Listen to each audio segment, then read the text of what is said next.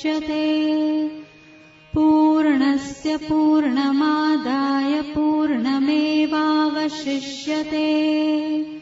ॐ शान्ति शान्ति शान्तिः।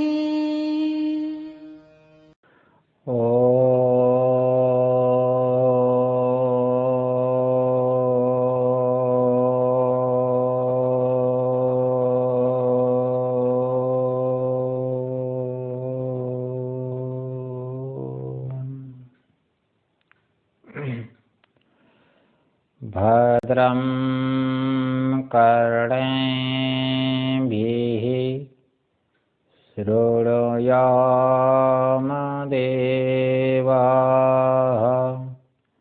भद्रं पश्येमाक्षभिर्यजत्राः स्थिरैरङ्गैस्तुष्टुवागुंसस्तनोभिर्व्यासेमदेवहितं यदायुः स्वस्ति न इन्द्रो वृद्धश्रवाः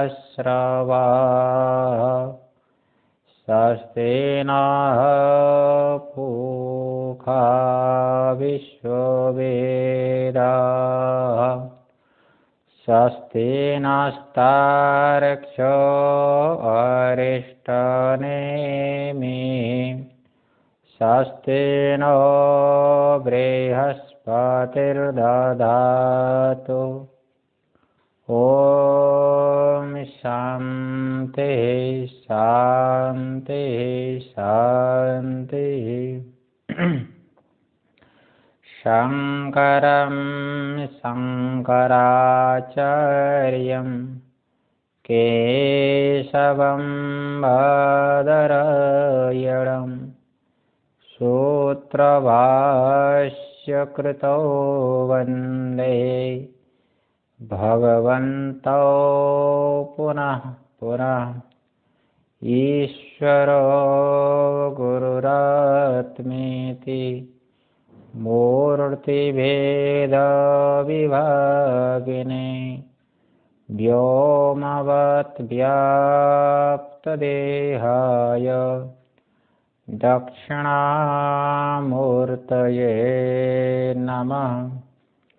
ॐ शान्तिः शान्तिः शान्तिः। ओम।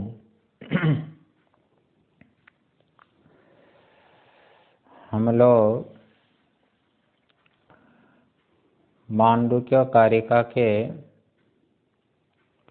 अंतिम प्रकरण, जिसका नाम है अलात शांति प्रकरण, इसमें 87 नंबर श्लोक के ऊपर विचार है। तो इससे पहले तो जो दूसरे का मत था, चतुष्कोटि वाले, है ना, क्षणिक विज्ञानवादी है, शून्यवादी है ना, और तार्किक लोग है, जैन लोग है, उनका जो मत था, हाँ, उसका निराकरण किया। कहाँ से कहाँ तक मालूम है? इस प्रकरण के तृतीय कारिका से लेकर के 86 नंबर कारिका पर्यंत, यहाँ तक दूसरे मत का निराकरण करके आत्म तत्व का निश्चय किया। ये जो 34 कोटि है, ये तुरीय चेतन में नहीं है, शुद्ध चेतन ब्रह्मरूप आत्मा में नहीं है। और अभी जो आत्म तत्व का हम निरूपण करने जा रहे हैं, ये हमारी प्रक्रिया के अनुसार, हमारी वेदांत प्रक्रिया के अनुसार। हमारी वेदांत की प्रक्रिया क्या है? जो आगम प्रकरण में कहा था कि अवस्था त्रय का विचार करके अवस्था त्रय से विनिर्मुक्त जो तुरीय चेतन है, उसका ज्ञान कराना है। ये जागृत स्वप्न सुषुप्ति अध्यारोपित है, जिसमें अध्यारोपित है वो है आत्मा का स्वरूप, है ना। तो ये बात यहाँ पर 87 नंबर में। तो 87 नंबर श्लोक में ये दोनों जो अध्यारोपित है, जागृत अवस्था भी अध्यारोपित अवस्था भी है और अवस्था का अभिमानी भी, दोनों ले लो, है कि नहीं। और स्वप्नावस्था और स्वप्नावस्था का अभिमानी, दोनों अध्यारोपित है। बात समझ में कि नहीं। अरे स्वप्न में लड्डू जो दिखता है ना, वो भी अध्यारोपित है, और लड्डू को खाने वाला वो भी क्या है, अध्यारोपित है कि नहीं। ये बात तो 87 नंबर श्लोक के पूर्वार्ध में जागृत को कह दिया। जागृत अवस्था कैसी है, सवस्तु सुपलम्भम च द्वयम लौकिकम इष्यते। ये द्वय है ना, द्वय वस्तु भी है जागृत में, वस्तु का उपलम्ब भी हो रहा है इंद्रियों के माध्यम से, ये द्वय हो गया ना। और लोक में ये प्रसिद्ध है जागृत अवस्था, इसलिए कह दिया लौकिकम। और इस श्लोक के उत्तरार्ध में स्वप्नावस्था को कही गई। स्वप्नावस्था को कहते हैं शुद्धम लौकिकम, क्योंकि स्वप्नावस्था में देखो अवस्तु है, वस्तु नहीं है, लड्डू वगैरह कुछ नहीं है, वो मानस मन का है, मन का ही लड्डू है, लेकिन वहाँ पर उपलम्भ ज्ञान तो हो रहा है ना। और जो ज्ञान बिना विषय से होता हो उसको कहते हैं शुद्ध ज्ञान। हाँ, शुद्ध ज्ञान तो शुद्ध स्वरूप चेतन, लेकिन यहाँ पर शुद्ध नहीं, शुद्ध से उसको नहीं लेना है ना। जो क्योंकि ये जो क्षणिक विज्ञानवादी लोग हैं ना, निर्विषय ज्ञान को शुद्ध बोलते हैं, है ना, मतलब बिना विषय का ज्ञान। और स्वप्नावस्था में बिना विषय का ज्ञान हो रहा है, इस दृष्टि से स्वप्नावस्था को बोल दिया शुद्धम। और स्वप्नावस्था सबको होती है, प्रसिद्ध है ये, इसे लौकिकम कहा, बराबर ना। हाँ अच्छा, ये भाष्य में वही हो गया था पूर्वार्ध का विचार। उत्तरार्ध का आता है अवस्तु, है ना। टीकाकार ने कह दिया, देखो स्वप्नो उपन्यास परम उत्तरार्धम योजयति। ये जो श्लोक का उत्तरार्ध है, उत्तरार्ध का तात्पर्य, परम का अर्थ तात्पर्य कहाँ पर है, स्वप्न उपन्यास, स्वप्नों का कथन में जिसका परम मतलब जिसका तात्पर्य हो, है ना, उसको कहेंगे स्वप्न उपन्यास परम। वो कौन है, श्लोक का उत्तरार्ध है ना। उसकी योजना पदों का अन्वय करते हैं अवस्तु, देखो लिख दिया ना, अवस्तु संवृत्तिरपि अभावात्, वहाँ पर अवस्तु है ना। हाँ, संवृत्तिरपि अभावात्, तो क्या है देखो वहाँ पर संवृत्ति का अर्थ क्या था, व्यवहार काल। व्यवहार काल में जो सत पदार्थ हो उसको कहते हैं व्यवहारिक वस्तु। ब्रह्म ज्ञान से ही जिसका बाद होता है उसको कहते हैं व्यवहारिक सत्ता। इसलिए स्वप्न में क्या है, व्यवहारिक सत्य नहीं है, व्यवहारिक पदार्थ नहीं है, वो प्रातिभाषिक है, बराबर है। अच्छा देखो टीका में दिया, बाह्य इंद्रिय प्रयुक्त व्यवहार संवृत्ति शब्दार्थ। संवृत्ति शब्द का अर्थ क्या है, बाह्य इंद्रिय से प्रयुक्त होकर के जो व्यवहार हो रहा है, वो जागृत में हो रहा है कि नहीं। जागृत में जो व्यवहार हो रहा है वो बाह्य इंद्रिय को लेकर के, बराबर ना। और स्वप्न में बाह्य इंद्रिय को लेकर नहीं होता है। सुपि स्थूलार्थवत न सपने संभवते, है ना। इसलिए व्यवहारिक वस्तु जो है ना वो स्थूल है, वो व्यवहारिक वस्तु क्या है, स्थूल है। जागृत अवस्था में जो व्यवहारिक पदार्थ होता है स्वप्नावस्था में ऐसा नहीं होता है ना। हाँ अच्छा, भाष्य देखो, सोपलम्भम, लेकिन वस्तु न होने पर भी उसका उपलम्भ तो हो रहा है, इसलिए सोपलम्भम। हाँ मतलब उपलम्भेना वर्तते थी सोपलम्भम, सोपलम्भ वस्तुवत उपलम्भनम, उपलम्भो, है ना, कि जो है असत्यपि वस्तुनि तेन सह वर्तते थी सोपलम्भम। ये देखो यहाँ पे लिखे है ना, उपलम्भनम, उपलम्भ का अर्थ उपलम्भनम, असत्यपि वस्तुनि, वस्तु न होने पर भी वहाँ पर उपलम्भ ज्ञान हो रहा है। लड्डू न होने पर भी लड्डू का ज्ञान हो रहा है, आपको सुख भी मिल रहा है सपनों में, है कि नहीं। इसलिए स्वप्नावस्था कैसे होगी, सोपलम्भम। अच्छा और आगे शुद्धम मतलब केवलम, है ना, पर शुद्ध मतलब केवलम, केवल ज्ञान हो रहा है, बिना विषय से ज्ञान हो रहा है। थोड़ी टीका देख लो। तथा च तथा च, तथा मतलब क्या है, स्वप्न में संवृत्ति नहीं होने पर भी, स्वप्न में विषय व्यवहारिक पदार्थ न होने पर भी, है ना, टीका ले रहा हूँ। बाह्येषु करणेषु उपसंहृतेषु, ये जो बाह्य करण जो इंद्रियां है उसका उपसंहार हो गया है। ये सूर्य चंद्रमा आदि प्रकाश ये भी नहीं है, बाह्य करण इंद्रिय का व्यवहार भी नहीं है, और उसमें जो है सूर्य चंद्रमा आदि प्रकाश भी नहीं है। सबका उपसंहार हो जाने पर फिर स्वप्नों में कैसे दिखता है पदार्थ? अरे कुछ नहीं, वो वासना है। देखो, जागरित वासना अनुसारेणा, जागृत काल में जो वासना हुई, जागृत काल में भोग हुआ, लड्डू वगैरह आपने खाया, तो लड्डू आदि का भोग होने पर क्या होता है, फिर वासना संस्कार हो जाता है ना, वो संस्कार रहेगा मन में, उसके अनुसार वो जैसा संस्कार अभिव्यक्त होगा मन में, ऐसा ही फिर क्या होता है, स्वप्न होता है। ये कह रहे हैं, देखो, है ना, मनसः तत्तत् अर्थाभास, तत्तत् अर्थाभास, वहाँ पर अर्थ नहीं है, विषय नहीं है, लेकिन वो अर्था का आभास है वहाँ पर। अर्थाभासकार अभासनम, अर्थाभास कारण अभासनम, वो मन ही वहाँ पर भास रहा है, मन ही लड्डू के रूप से भास रहा है, मन ही लड्डू ज्ञान के रूप से भास रहा है कि नहीं? हाँ, उसको कहते हैं स्वप्न। हाँ, स्वप्न शब्दितम, उसको कहते हैं स्वप्न शब्द से, है ना। शुद्धम इत्यस्य, भाई स्वप्नावस्था को शुद्ध कैसे कह दिया? शुद्धम इत्यस्य केवलम इति पर्यायम, शुद्ध शब्द का अर्थ केवल, वो आत्मा के लिए जो शुद्ध स्वरूप का प्रयोग होता है शुद्ध शब्द का, ऐसा यहाँ पर नहीं कह रहे हैं शुद्ध का। शुद्ध का अर्थ केवलम, है ना, इति पर्यायम गृहीत्वा, शुद्ध और केवल में पर्याय है, इसको इस अर्थ को लेकर के विवक्षितम अर्थम, जो अर्थ विवक्षित है गौड़पाद भगवान को, उस अर्थ को कहते हैं भाष्यकार शुद्धम केवलम प्रविविक्तम जागरिता स्थूलात्। ये देखो, जागृत पदार्थ में क्या होता है, स्थूल पदार्थ होता है।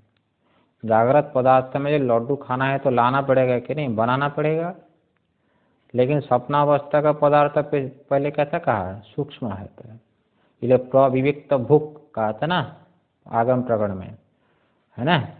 इसलिए सूक्ष्म पदार्थों को भोग करता है तेजस चेतन, इसलिए जागृत जो स्थूल पदार्थ है उससे भिन्न होता है स्वप्न पदार्थ, ये बोलते हैं, है ना।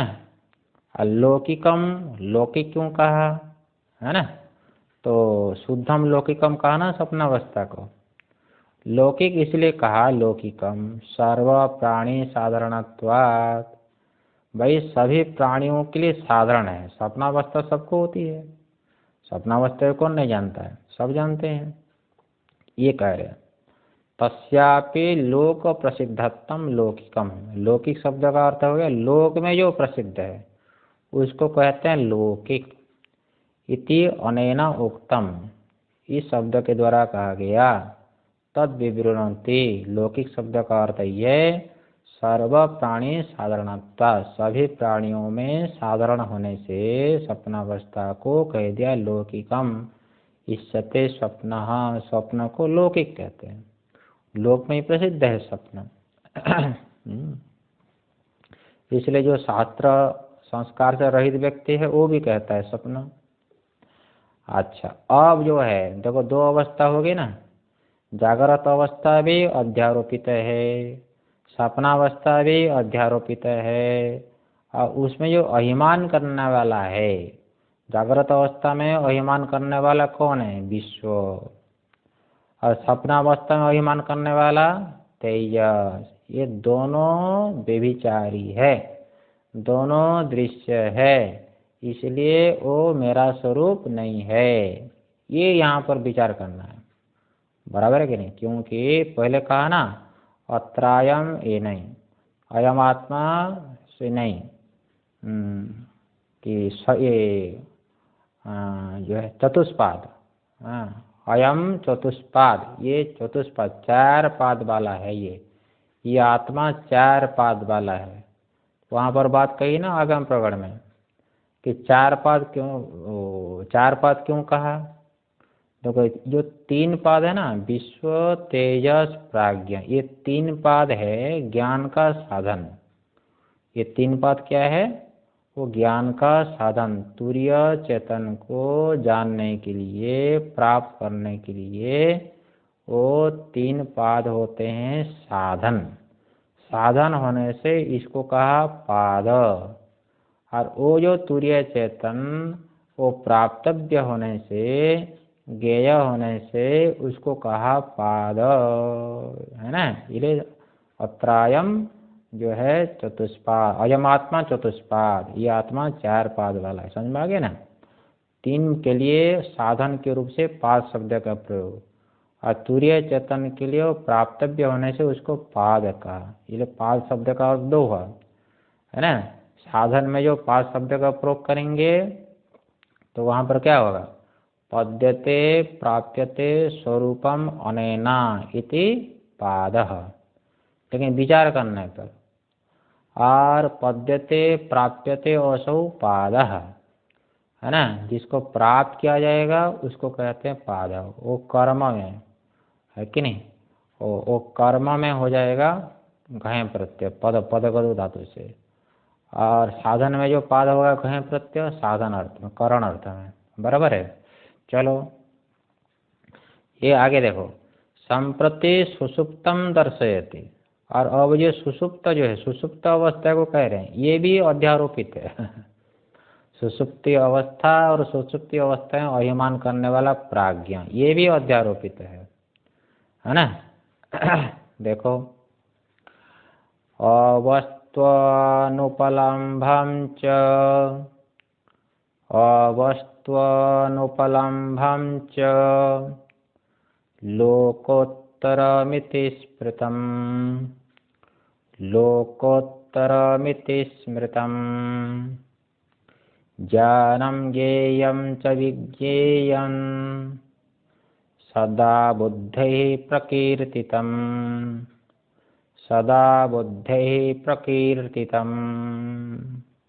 देखो कहते हैं नारायण, कहते हैं कि देखो ये जो सुषुप्ति अवस्था है ना, सुषुप्ति अवस्था को कहते हैं अवस्तु अनुपलम्भं च लोकोत्तरम। देखो 3 शब्द से कह रहे हैं, है ना? अवस्तु है, अवस्तु, कि सुषुप्ति अवस्था में कोई वस्तु नहीं है, ना स्थूल है ना कोई सूक्ष्म है कि नहीं? हाँ, स्थूल भी नहीं है, सूक्ष्म भी नहीं है। जागर अवस्था में स्थूल पदार्थ, स्वप्नावस्था में मानस पदार्थ है, हाँ वो सूक्ष्म है। और सुषुप्ति में जाते हैं ना स्थूल पदार्थ है ना सूक्ष्म पदार्थ है, ये अवस्तु हो गया। ये ना विद्यते वस्तु यस्मिन्, ऐसा लगाना है ना? ये टीका में दे दिया, देखो, स्थूलम सूक्ष्मं च वस्तु विषयभूतम यत्र न विद्यते तत्तथा। देखो ये किसके ऊपर आया? अवस्तु शब्द के ऊपर आया ये, है ना? अच्छा, ये समझना पड़ेगा ना, जिससे विवेक करना है, जिस दृश्य से विवेक करना है उसके स्वरूप को पहले समझो, तब तो विवेक होगा। इसलिए बोल रहे हैं ये शरीर से विवेक करना है तो शरीर क्या है ये समझना पड़ेगा कि नहीं? शरीर पांचभौतिक है, व्यभिचारी है।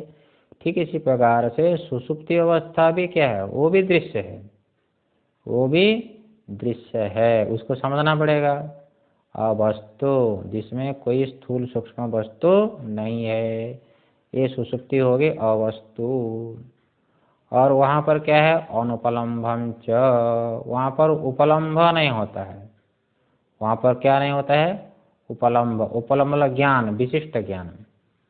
ये विशिष्ट ज्ञान है जागृत में घटपट आदि, और स्वप्न में लड्डू वगैरह मानस वगैरह, ये उपलम्ब हो गए कि नहीं? इंद्रिय के द्वारा वासना के द्वारा, है ना, ये उपलम्भ, इंद्रिय के द्वारा होने वाला उपलम्भ और वासनात्मक जो उपलम्भ है ना, वृत्ति रूप उपलम्भ, ये दोनों सुषुप्ति में नहीं है। इसलिए सुषुप्ति क्या हो गई? अनुपलम्भम। देखो टीका में दे दिया, टीका ले लो आनंदगिरी में। इंद्रियार्थ संप्रयोग जन्यो वा स्थूलार्थ अवगाही, तो के लिए यहाँ पर लिख दिया इंद्रियार्थ संप्रयोग, इंद्रिय है चक्षुरादि, अर्थ हो गया घटपट आदि, उसके साथ जो संप्रयोग हो रहा है, इंद्रियों का जो अर्थ के साथ संप्रयोग मतलब सन्निकर्ष संबंध, संबंध से ज्ञान, घट ज्ञान पट ज्ञान मट ज्ञान, है ना, ये कह रहे हैं यहाँ पर, है ना। अच्छा, इसको कह दिया देखो स्थूलार्थ अवगाही, स्थूल अर्थ को अवगाहन करने वाला उपलम्भ। और आगे और कहते हैं कि वासनात्मको वा, वासनात्मक कौन हो गया? ये स्वप्नों का ज्ञान, क्योंकि सपनों का जो ज्ञान है ना वो मन का परिणाम रूप है, वो लड्डू ज्ञान है ना, कि जो है पापड़ का ज्ञान, ये क्या है? मन का परिणाम। कैसा मन? जागृत कालीन भोगजन्य वासना जो मन में है, वासना से सहकृत जो मन, वासना सहकृत मन का परिणाम रूप होता है स्वप्नों का ज्ञान। ऐसा स्वप्नों का ज्ञान जो विशिष्ट ज्ञान सुषुप्ति में नहीं है। यत्र उपलम्भो, जिस सुषुप्ति में उपलम्भ रूपी ज्ञान नहीं होता है ना, तो वो हो गया सुषुप्ति। देखो आगे स्पष्ट कर दिया, ठीक है।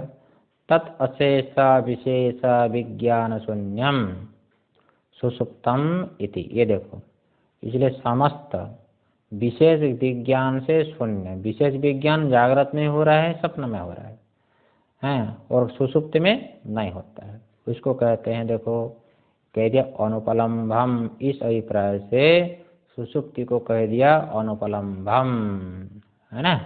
अच्छा, आगे लिखे हैं भाई, देखो तच्च इदम कारणात्मना बुद्धेर अवस्थानम, ये तो स्पष्ट लिख दिया। इसलिए तच्च इदम, ऐसा जो सुषुप्त रूप, सुषुप्त जो अवस्था है, कारणात्मना बुद्धिर अवस्थानम, ये स्पष्ट हो गया।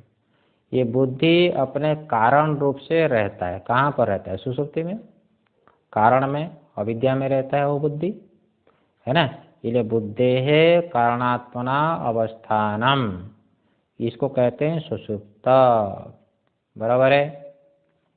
अच्छा, और लोकोत्तरम स्मृतम, लोकोत्तर कह दिया सुषुप्त को। लोकोत्तर क्यों कह दिया? ऐसा जो कारण है सुषुप्ति, है ना, तो वो नहीं ना है ना। न च कारणम लोके प्रसिद्धम, भाई लोक में ये तो प्रसिद्ध नहीं है ना। हाँ, लोक में प्रसिद्ध नहीं है, इसलिए इसको कह दिया लोकोत्तरम। अच्छा, टीका दे दिया, देखो न च कारणम लोके प्रसिद्धम, क्योंकि साक्षी तो इंद्रिय से नहीं भासती है ना। ये क्या बोल दिया? सुषुप्ति, वो तो साक्षी से भासती है, इसलिए लोक में प्रसिद्ध नहीं है। कार्यस्यैव अवस्था द्वयात्मकस्य तथात्वाद इति अभिप्रेत्य आह, टीका में दे दिया, है ना। क्योंकि कार्य होते हैं अवस्था द्वय। कार्य कौन हो गया सुषुप्ति का? जागृत भी और स्वप्न भी, ये हो गए अवस्था द्वय हो गए कार्य, है ना। ये जो दो अवस्था है जागृत स्वप्न, ये होता है लोक में प्रसिद्ध तथात्वाद, और सुषुप्ति लोक में प्रसिद्ध नहीं है, क्योंकि कार्य प्रसिद्ध होता है, कारण प्रसिद्ध नहीं होता है ना। इसलिए कह रहे हैं लोकोत्तरम इति स्मृतम। अस्मृतम क्यों कह दिया अभी? स्मृतम इसलिए कह दिया कि साक्षी से प्रसिद्ध हो, समझ में ना। सुषुप्ति क्या है? साक्षी से प्रसिद्ध है ना। ये टीका में दिया देखो, है ना।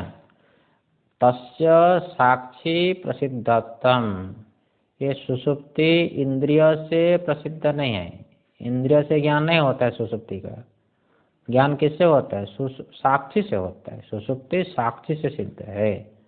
हाँ, ये सुषुप्ति जो अज्ञान है वो साक्षी भाष्य है, इसलिए उसका संस्कार हुआ। संस्कार होने के बाद उड़ने के बाद क्या होता है? स्मरण होता है कि मैंने कुछ नहीं जाना, बड़े सुख से सोया, ना घटपट आदि को मैंने जाना था, कुछ नहीं, है ना। ये कह लिया स्मृतम। उसके बाद देखो भैया, ज्ञानम ज्ञेयम च विज्ञेयम सदा बुद्धि प्रकीर्तितम। हाँ देखो, ज्ञानम ज्ञेयम, ये अब क्या होगा? सुषुप्ति तो कह दिया, और ये जो ज्ञान कराना है तुरीय चेतन का, ये तुरीय चेतन जो है ना, है वो विज्ञ है ना, वो अपना स्वरूप है, इसलिए हो गया विज्ञ। उपेय है, उपेय। हाँ, और ये होगा उपाय। जागरण सपना सुषुप्ति होगा उपाय, है कि नहीं। और उपेय कौन हो गया? तुरीय चेतन। ये बोल रहे हैं देखो, है ना। ज्ञानम ज्ञेयम, जागर, ये अवस्थात्रय हो गया ज्ञान ज्ञेय। ज्ञान ज्ञेय हो गया अवस्थात्रय। ये तीनों तो ज्ञेय है ही वो, और उसका ज्ञान भी हो रहा है। क्या ज्ञान ज्ञेय हो गया अवस्थात्रय, अवस्थात्रय का अभिमानी, ये ले लो तुम। अरे विज्ञ, इसका जो विचार करेंगे, अरे वे जागर सपना सुषुप्ति भास रही है कि नहीं। और इस तीनों को जानने वाला कोई है कि नहीं, जिससे तीनों अवस्था में वही मानी जाने जा रहे हैं, वो हो गया तुरीय चेतन, है ना। वही मेरा स्वरूप है। इस प्रकार से वो विज्ञ कौन हो गया? तुरीय चेतन, इसलिए विज्ञ हुआ। ये टीकाकार इस बात को ले गए, देखो नारायण, ज्ञान ज्ञात्मका अवस्थात्रयम, है ना। ये अवस्थात्रय कैसा होता है? ज्ञान ज्ञात्मक होता है, उसका ज्ञान भी हो रहा है, वो ज्ञेय भी है वो, है कि नहीं। इसलिए ज्ञान और ज्ञेय, है ना। ये अवस्थात्रय होगा ज्ञान ज्ञात्मक। ये दोनों दृश्य है, दोनों क्या है? दृश्य। यहाँ पर ज्ञाता को भी ले लो, नहीं दिया है लेकिन ज्ञाता को भी ले लो, क्योंकि तीनों में हो रहा है ना, ज्ञाता ज्ञान ज्ञेय। तीनों में, तीनों अवस्था में क्या हो रहा है? ज्ञाता ज्ञान ज्ञेय। ज्ञाता ज्ञान ज्ञेय, ये होगा अवस्थात्रय। और तुरीय ब्रह्म कैसा है?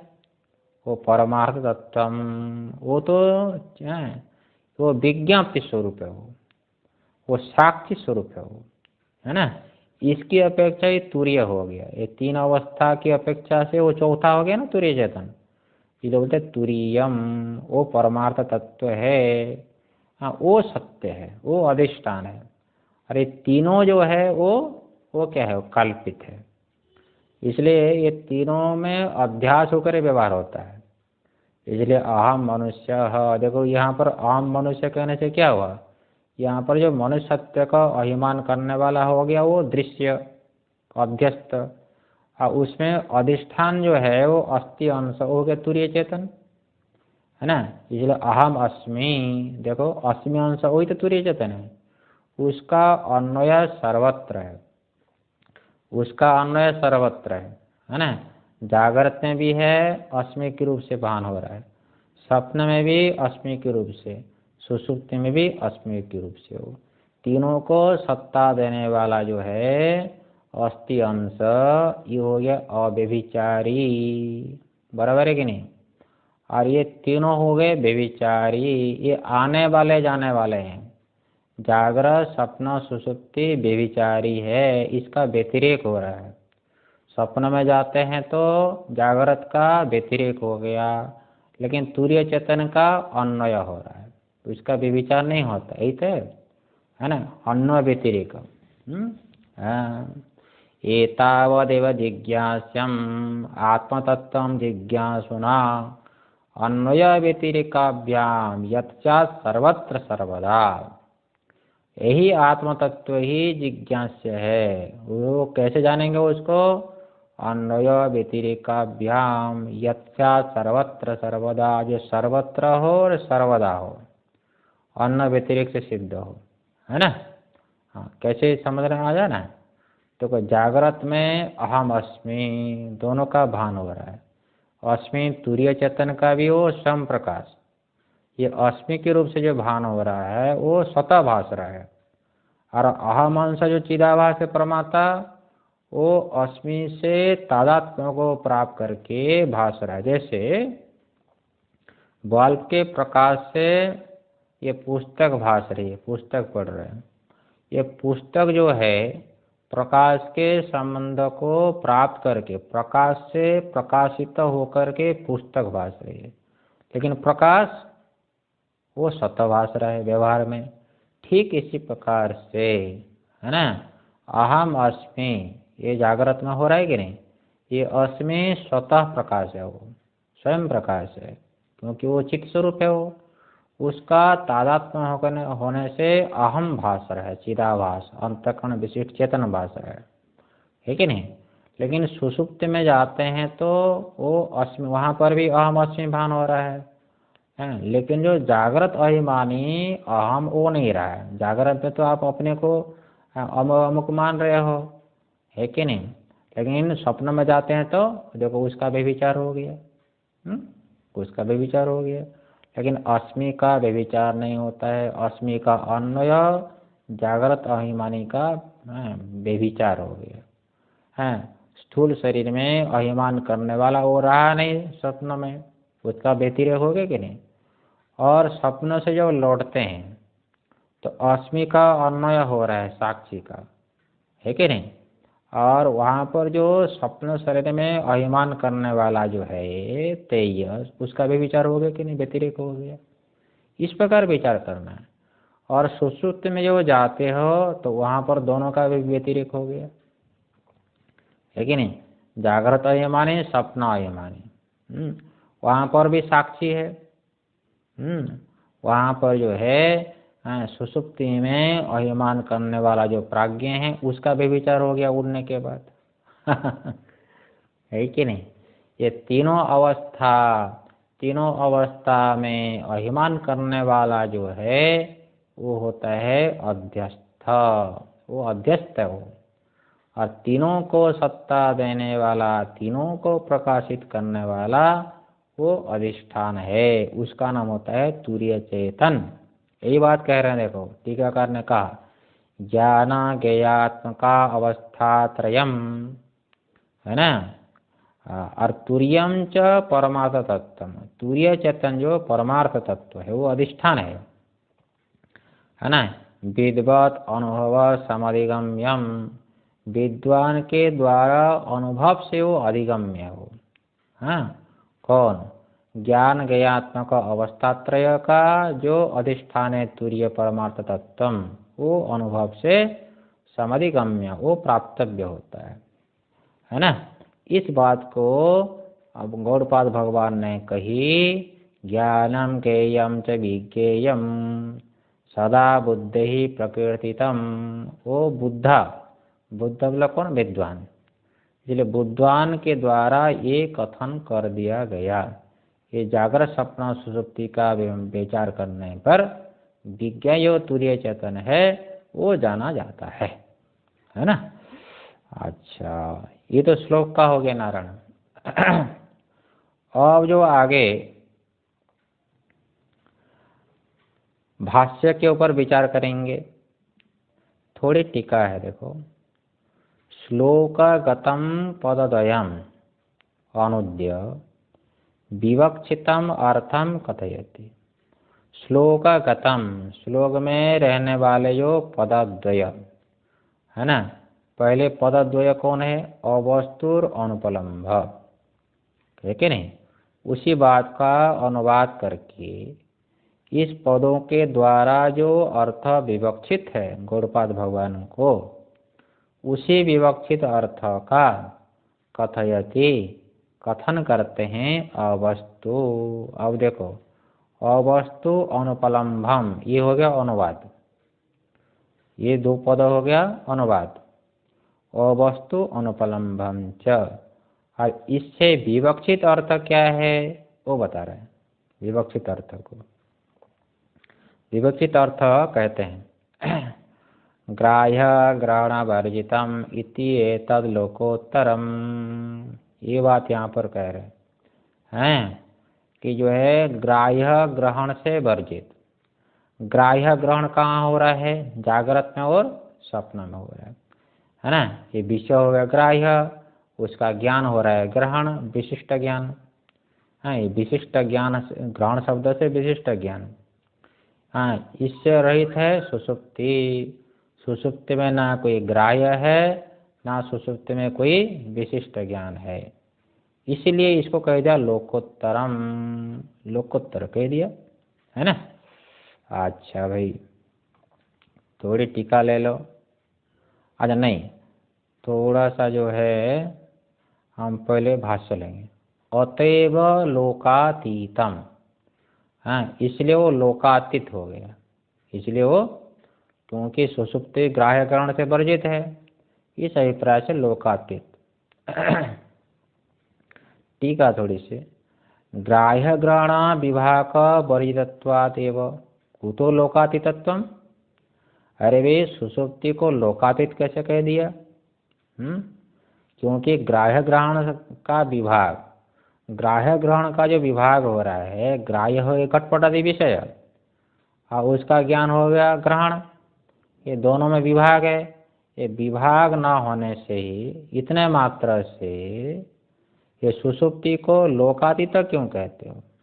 सुषुप्ति को लोकातीत क्यों कह दिया?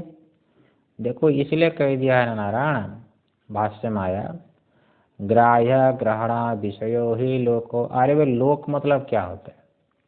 लोक मतलब ये होता है ग्राह्य ग्रहण विषय। अरे, ग्राह्य ग्रहण को विषय करने वाला जो होता है उसको लोक कहते हैं। ग्राह्य ग्रहण रूप विषय कहाँ पर हो रहा है? जागृत में हो रहा है, सुषुप्ति में हो रहा है। तद अभावात ना ग्राह्य घटपटादि है, ना उसका ज्ञान हो रहा है विशिष्ट ज्ञान, घट ज्ञान पट ज्ञान। ये सुषुप्त नहीं ना है। अरे, सुषुप्त में यदि हो जाए तो फिर सुषुप्ति कैसे कहोगे उसको?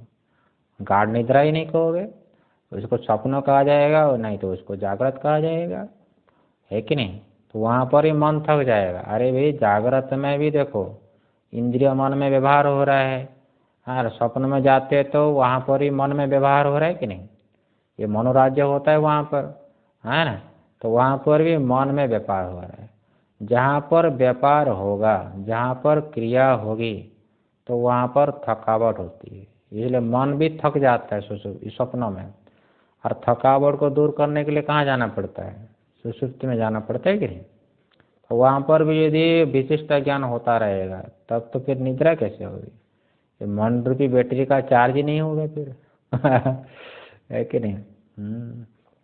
अच्छा, थोड़ी टीका है, देख लो नारायण। सुषुप्तम चेत अलौकिकम कथम। अरे, सुषुप्त को अलौकिक कैसे कह दिया? सुषुप्तम चेत अलौकिकम कथम तद अवगम्यता। अरे, आप कैसे निश्चय करते हो भाई कि सुषुप्ति जो है अलौकिक है? देखो, बोलते हैं कि सर्व प्रवृत्ति बीजम सुषुप्तम। अरे, कहते हैं जो कुछ भी होता है कार्य, है ना, जागृत में सपना में जो प्रवृत्ति हो रही है, उसका बीज कौन है? उसका बीज होता है सुषुप्त कारण। और कारण के बिना कार्य नहीं होता है, समझ में ना। अरे, मान लो कोई वृक्ष उत्पन्न होता है तो क्या अनुमान करते हो भाई? वो बीज से उत्पन्न हुआ है। अरे, बीज ना होता तो सुषुप्त कैसे हो, ये वृक्ष कैसे होता है? इसी प्रकार जागृत सपना में जो प्रवृत्ति हो रही है, वो प्रवृत्ति का जो मूल है, वो बीज कौन है? सुषुप्त है। वो ये अनुमान करना पड़ता है ना। हाँ, आगे देखो। इति एवं स्मृतम, थोड़ी टीका है। अवस्था द्वय बीजम सुषुप्तम। अवस्था द्वय का वो बीज हो गया सुषुप्त, वो कारण कारण। इति एतत् प्रसिद्धम, ये तो प्रसिद्ध है। शास्त्र विदाम, शास्त्र को जानने वालों से ये सुषुप्त क्या है? प्रसिद्ध है। इस अभिप्राय से कह दिया कि एवं स्मृतम, इसलिए स्मृत है। वो स्मरण करके कहा जाता है कि नहीं, सुषुप्त में जाते हो तो वो क्या सुषुप्त साक्षी से भाष्य है। हाँ, सुषुप्त साक्षी से भाष्य होता है और उसका संस्कार होता है, वो मन में संस्कार रहेगा कि नहीं है। तो संस्कार जो है अविद्या में, कारण में, और कारणगत जो संस्कार, वो संस्कार उड़ने के बाद मन में आएगा, है कि नहीं। फिर स्मरण करता है कि मैंने कुछ नहीं जाना, हो गया ना। अच्छा, और आगे टीका है, अवस्था त्रयमेव उक्त्वा। अब देखो ये 3 अवस्था को कही दी कि नहीं। पूर्व श्लोक में 2 अवस्था को कहेगी, जागृत अवस्था और स्वप्नावस्था, और इस श्लोक के पूर्वार्ध में सुषुप्ति अवस्था को कही गई, तो 3 अवस्था कही दी गई, है ना। ऐसा कहने के बाद 88 नंबर वर्तमान जो श्लोक चल रहा है उसका जो उत्तरार्ध है, कौन, ज्ञानम ज्ञेयम च विज्ञेयम, इस बात को कहते हैं। देखो टीका ये भाष्य में आया, सोपायम परमार्थ तत्वम। ये परमार्थ तत्व जो है ना वो उपाय के साथ होता है। परमार्थ तत्व उपाय के साथ होता है। वहाँ उपाय कौन है, श्रवण मनन निध्यासन, ये होता है। श्रवण मनन निध्यासन करने पर स्वरूप का साक्षात्कार होता है कि नहीं, अविद्या की निवृत्ति होती है, परमार्थ तत्व का ज्ञान होता है ना। अच्छा, लौकिकम शुद्ध लौकिकम लोकोत्तरम च जागृदादि क्रमेण ये न ज्ञाने न ज्ञायते तत् ज्ञानम। भाई ज्ञान यही है ना, जिसके द्वारा ये सब जाना जाता है। ये लौकिक हो गया जागृत अवस्था, शुद्ध लौकिक हो गया स्वप्नावस्था, और लोकोत्तर कौन हो गया, लोकोत्तर हो गया सुषुप्त। ये जागृत आदि क्रम से जिसके द्वारा जाना जाएगा उसको कहते हैं ज्ञान, उसको कहा जाएगा ज्ञान। और ज्ञेयम इति एतानि त्रीणि, अज्ञेय कौन हो गया 3, जागृत स्वप्न सुषुप्ति। हाँ, वो जिससे जाना जा रहा है वो हो गया ज्ञान, तो ज्ञान ज्ञेय है ये, है ना। अच्छा, एतद व्यतिरेकण ज्ञेय अनुपत्ति, जो कोई भी ज्ञेय पदार्थ होगा संसार में, है ना, तो इसी में ही अंतर्भुक्त होगा, इससे कोई अंतर्भुक्त तो होगा नहीं, है ना। हाँ, ये कह रहे हैं देखो, एतद व्यतिरेकेण ज्ञेय अनुपत्ति, मतलब ज्ञान, ज्ञान के बिना ज्ञेय नहीं हो सकता है कि नहीं। ज्ञान के बिना ज्ञेय की सिद्धि नहीं होती है ना। और कोई भी ज्ञेय पदार्थ होगा तो तीनों में ही अंतर्भुक्त होगा, जागृत में, स्वप्न में, नहीं तो सुषुप्ति में। कार्य रूपी ज्ञेय हो तो जागृत स्वप्न में, कारण रूपी ज्ञेय हो तो सुषुप्ति में हो जाएगा, है ना। हाँ, अच्छा, अब देखो थोड़ी टीका है, ज्ञानम अत्र मनोवृत्ति रूपम। यहाँ पर ज्ञान क्या है, मनोवृत्ति है ना, अंतःकरण की वृत्ति रूप ज्ञान है। और विवक्षितम, ये विवक्षित अर्थ होगा, अवस्था त्रया अतिरिक्तम अपि। और टीका है शंका में, टीका में शंका है ये, अवस्था त्रय अतिरिक्तम अपि, तीनों अवस्था से अतिरिक्त कोई भी ज्ञेय हो सकता है, जो परीक्षक परिकल्पितम ज्ञेयम संभवति, जो परीक्षण करने वाले हैं विद्वान, उनसे परिकल्पित ज्ञेय पदार्थ हो जाए। हाँ, इसलिए तीनों से कोई अतिरिक्त भी ज्ञेय हो सकता है।